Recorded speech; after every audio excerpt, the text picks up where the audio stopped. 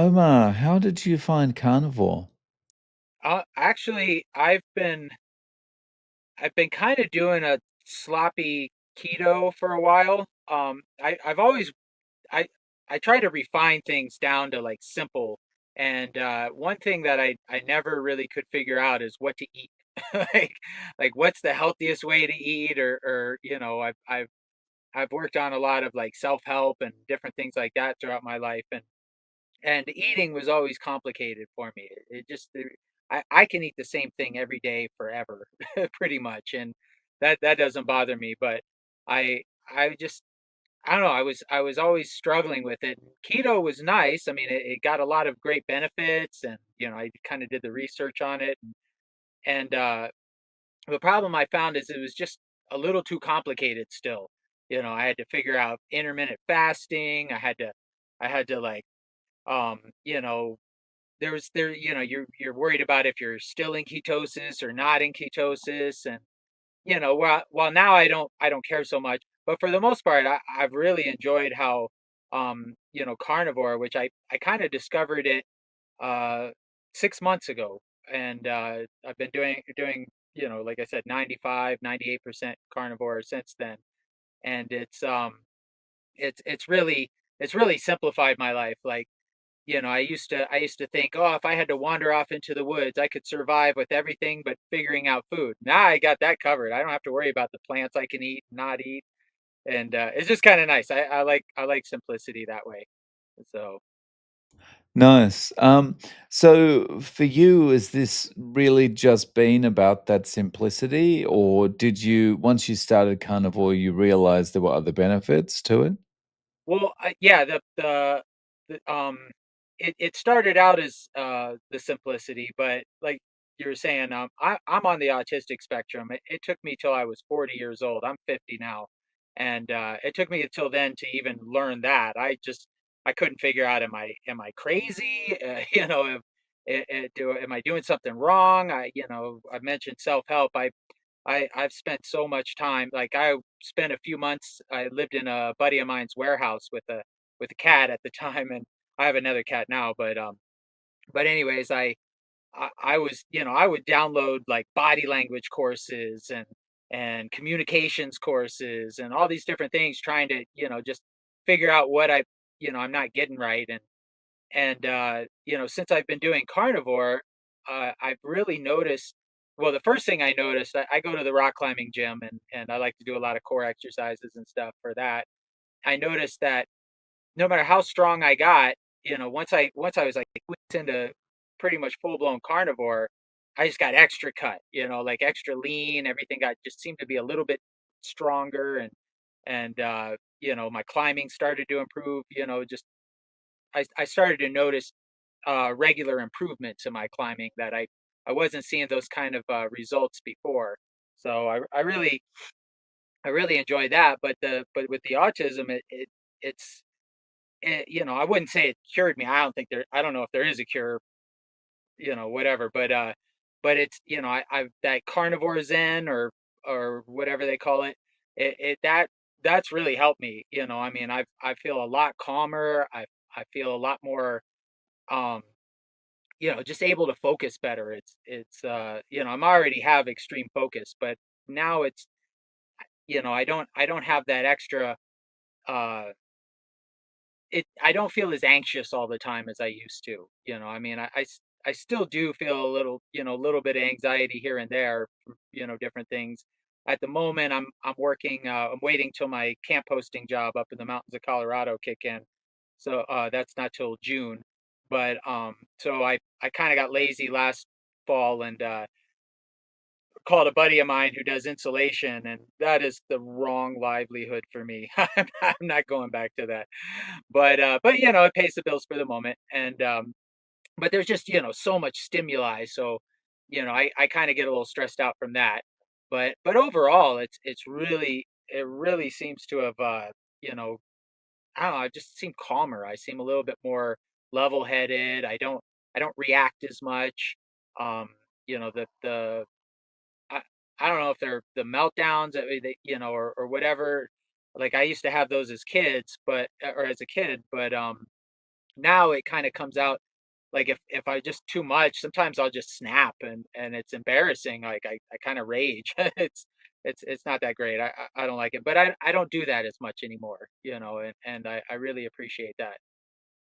Right. And so you mentioned like downloading the communication courses and that kind of thing before.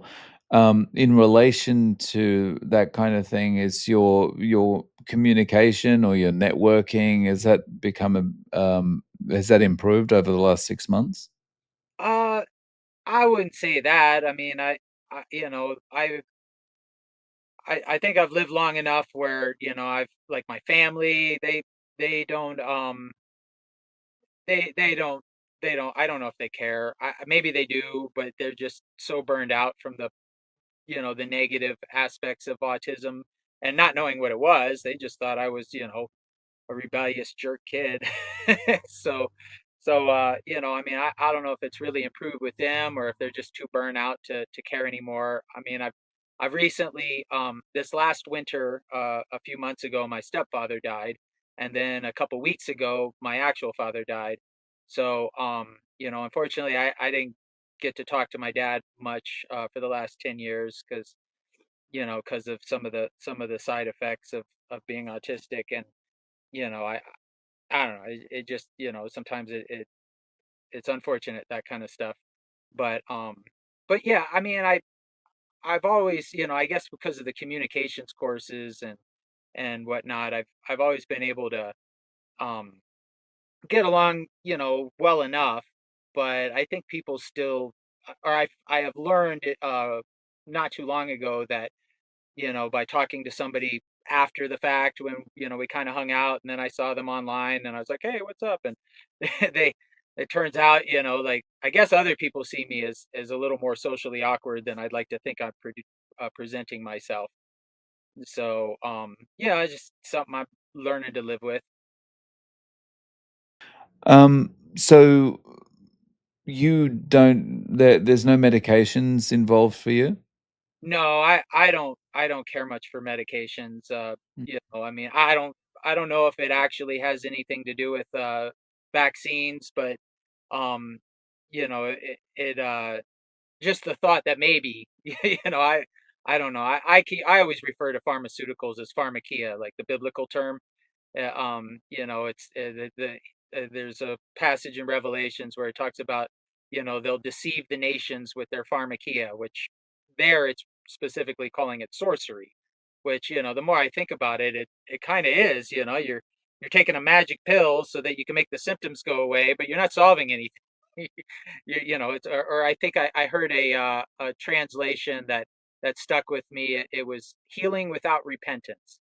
You're not repenting of the behavior that caused the problem, and you're trying to heal from it, which, that's kind of a magic pill kind of moment. so so yeah, I would prefer to find natural ways and I do appreciate that as far as my health goes. I mean, I probably haven't gotten sick, probably because of the keto as well, but I get maybe a mild cold every 4 years or so. It's, it lasts like a couple days and it's gone.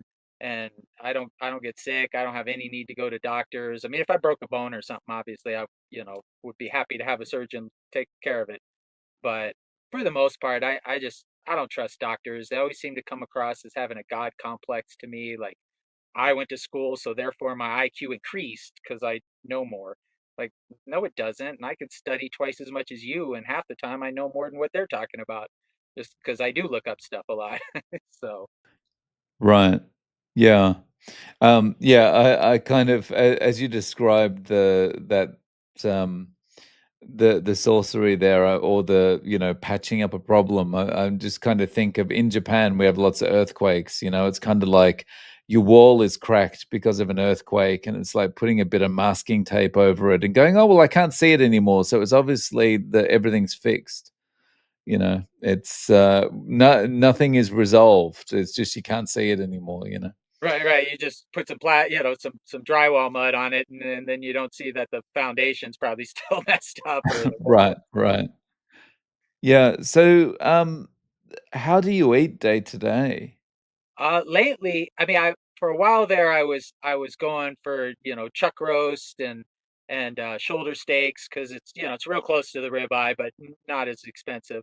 And I would mix it up. I kind of would get burned out on ground beef a lot, and I think the extra fat that you get in ground beef was just kind of I wasn't fat adapted.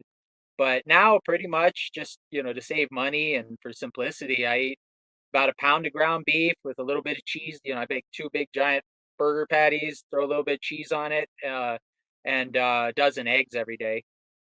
And so that's just in one sitting, and that's all you need? Most of the time. I mean, I'll snack if I feel like eating something later, or I've got that craving for something, some sugars. So I'll get it by the way of lactose in the whole milk, or yeah, whole milk plain yogurt, and then maybe throw in a little bit of blueberries or something just to liven it up. But yeah, for the most part, I've been eating lately, especially in the last couple of weeks. I've just been eating mostly one meal a day with, and then every once in a while like a snack later, in the evening. It's for where you started with talking about the simplicity of it, it's just so nice to be able to eat in this way. You just eat and forget. There's not much preparation. It's just cook it, eat, done, finished, right?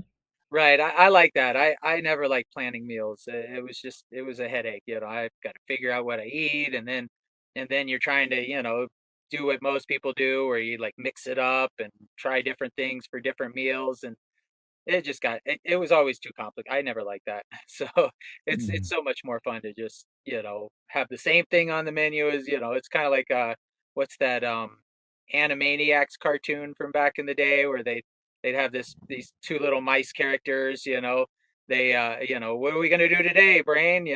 Same thing we do every day, Pinky, try to take over the world, it's that way with eating now. It's, what are we gonna eat today? Same thing we eat every day, pound of beef and, dozen eggs. Yeah, when I see someone cooking something in a regular diet way, I'll just look at it and think, even if I wanted to eat that, I couldn't go back to that now because it's just too much preparation, too much waste, too much messing around in the kitchen.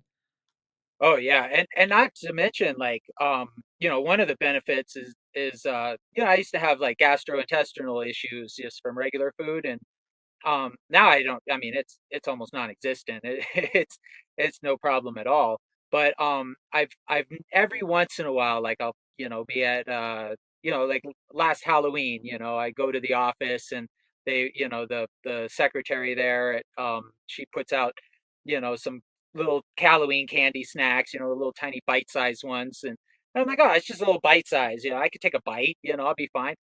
The next day, every single time, I eat like or I'll eat like a little single Reese's cup. I've learned to just, I don't even mess with that anymore because every day, the next day, my gut's all messed up and it just, it doesn't process as well. You don't notice that, when you're eating that kind of stuff all the time. I don't know if it's tolerance or just because you're, so many different things are messing you up that you couldn't pinpoint any one thing. But I've noticed that, the slightest, deviation with junk food, then I really it really stands out. So, has anyone around you commented on the way you're eating? No, actually, that's one of the benefits of not having a huge, social network. Like nobody seems to care. Not with me, anyways. I mention it to them. I mean, if anything, they just think, "Oh yeah, okay, whatever," And I've got one good friend I've known for a long time. I started rock climbing in Virginia Beach when I was in my mid-20s, and I met him there. We're both from Virginia, or at least we both, grew up in Virginia.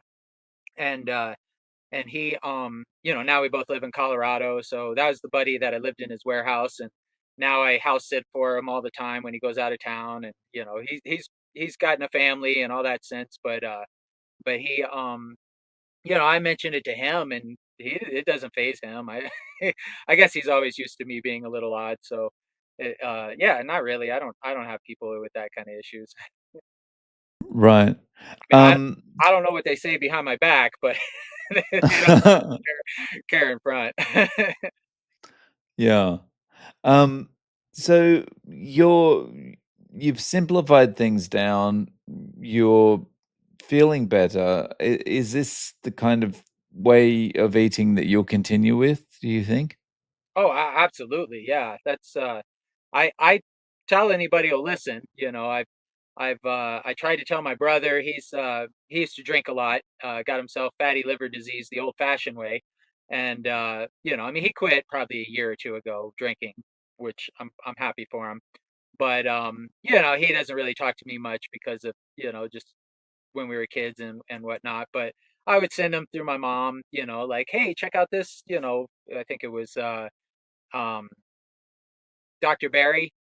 he he put out a few videos about fatty liver disease and how easy it is to reverse, and so I'd pass him on, and you know I don't think he's going to do it, unfortunately, but he is, like I said, he quit drinking. So I try to tell people, I try to let them all know, but I don't think most people want to give up their way of way of eating.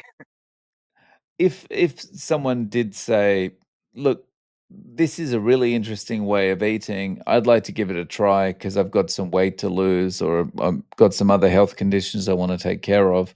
Tell me what to do." What advice would you give them to maximize their chances of success? I usually tell people to just go all out, like take a month, couple months, and just, pretty much full carnivore. And just meat, eggs, maybe a little bit of dairy, but just kind of, see how you feel. If you feel great, there's no reason to go back. Or well, at that point, I kind of give them the same. I don't know if you've heard of the Whole 30 diet. It's horrible food, that they all kinds of grains and everything, but they say it's like the least inflammatory. It's not, but the concept is you remove all the extra, and then after 30 days, you try one thing at a time. Like whatever you're craving the most, just go go ham on it. Like eat all you want, and then see how your body reacts. Your body's going to tell you at that point because you're purged. If it like, it's kind of like the little, bite a Snickers bar or whatever that I've tried in the past. It just that one little bit. I all of a sudden now I can pinpoint exactly what it is, what it does to me, why I don't want to be eating it. So that's kind of what I encourage people to do. I'm just, it's almost like I've heard Dr. Ken Berry. He said, try for a month. If you feel great, try for 2 months. If you still feel great, go for three, and then then you can introduce stuff back. And so that's what I tell people.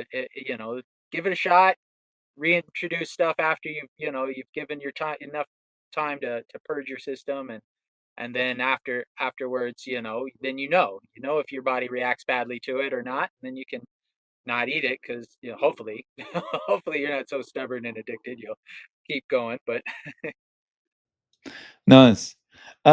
So, Omar, is there a way that people can reach out to you? Do you have any social media or any way of getting in contact? actually, yes, I've been blogging. I have carnivoreketocut.com, and I've been doing that since I want to say last August, it was September, the end of last September, I started that. And also, Carnivore Keto Cut on Pinterest is how I promote it at the moment. So that's my two main things. No worries. I'll link to both of those in the show notes. Oh, thank you. Omar, thank you so much for coming on and sharing your story. I really appreciate your time. Oh yeah, you're welcome. I appreciate you having me.